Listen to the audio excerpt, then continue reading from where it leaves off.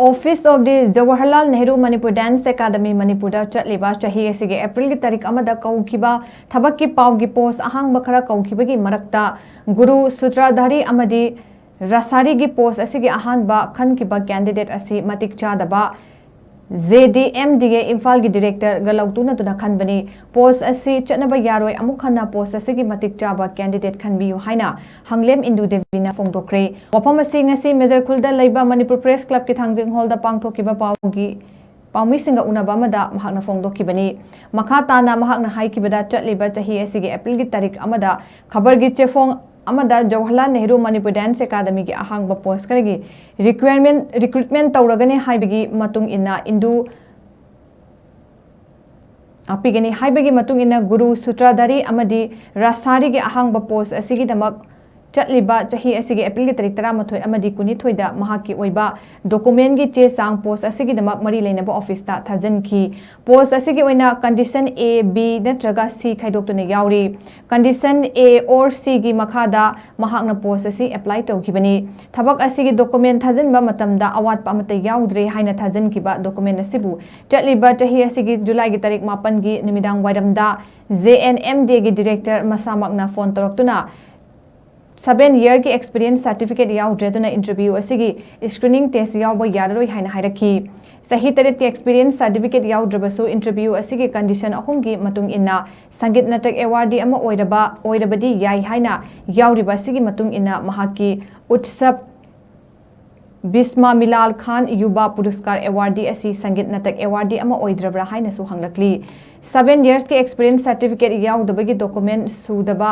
ginamada screening test yawba yaroi interview yawba yaroi haina nathaiduna thamlingai cherak asida ikhang khangauduna interview asigi result haidoraki yamna laibak thibadi hairiba post asi khalakliba candidate asi post diploma certificate ras asi sungtam tamlakidaba mioi ama oiri certificate pai daba mioi ama bukaram na post asigi khanlibano experience certificate karam na lawkhibno screening committee da yauriba official singna post asigi dama karam na candidate asibu eligible oi haina khankibano haiba wahang su hanglakli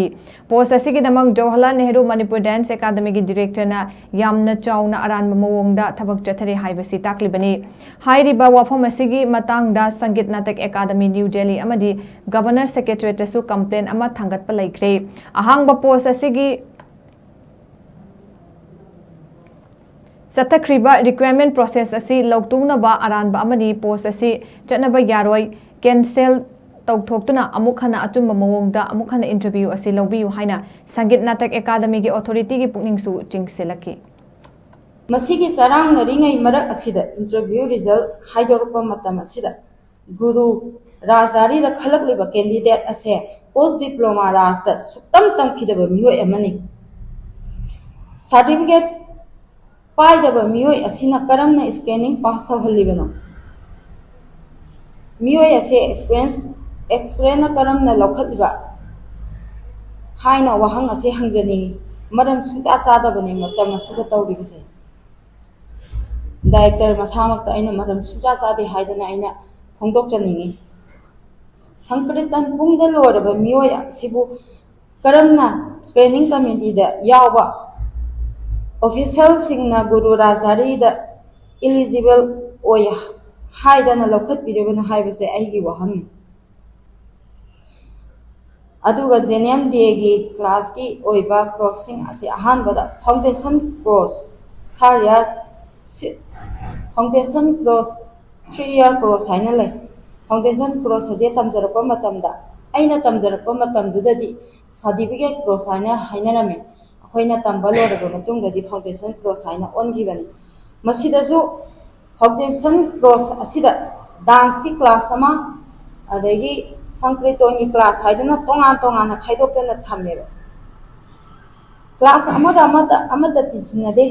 tongan ba syllabus khaidona lai